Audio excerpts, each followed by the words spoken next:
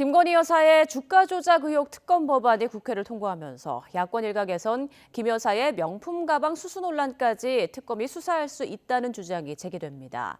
하지만 특검 출범 자체가 불투명한 데다 공직자의 배우자를 처벌하는 법 규정이 없어 수사가 쉽지 않을 거란 반론도 만만치 않습니다. 김다현 기자입니다. 인터넷 매체 서울의 소리는 윤석열 정부 출범 넉 달 만인 지난해 9월 김건희 여사가 최재형 목사에게 300만 원짜리 명품 가방을 선물받았다고 보도했습니다. 서울의 소리 측이 준비한 가방을 최 목사가 김 여사와 만나 전달하며 몰래 촬영한 동영상을 근거로 제시했습니다. 아이고 친 선물도 보내주시고 그래서 아이고 그냥.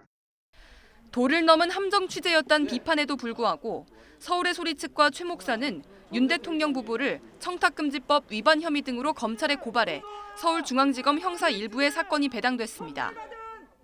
여기에 김 여사의 주가 조작 의혹 특검이 국회를 통과하면서 야당 일각에선 수사 과정에서 인지된 사건도 조사할 수 있다는 조항을 토대로 명품백 의혹까지 특검이 들여다봐야 한다고 주장합니다. 특검이 누가 되시느냐에 따라서 의지를 가지면 할 수도 있다고 생각을 합니다.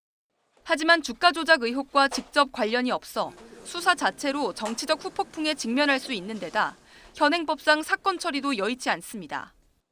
청탁금지법은 공직자나 그 배우자가 한 번에 100만 원, 연간 300만 원이 넘는 금품을 받는 행위를 금지하고 있는데 금품을 수수한 배우자에 대한 처벌 조항은 따로 두고 있지 않습니다.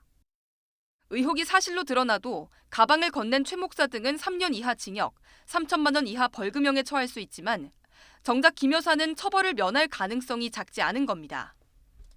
국회에선 지난 10월 배우자 처벌 조항을 추가한 법 개정안이 발의됐지만 아직 계류 중입니다. 또 대통령실이 즉각 거부권 행사 방침을 밝힌 만큼 현재로선 특검 수사로 비화할 여지도 크지 않습니다.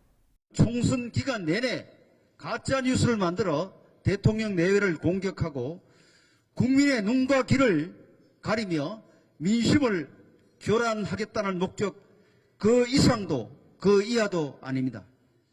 다만 이 같은 입법 공백에도 검찰이 성역 없이 조사해야 이른바 편파 수사 비난을 불식할 수 있다는 지적이 나옵니다. 특히 대통령실이 명품 가방에 관해 뚜렷한 해명을 내놓지 않으면서 검찰이 조속히 의혹 해소에 나서야 한다는 목소리가 커지고 있습니다.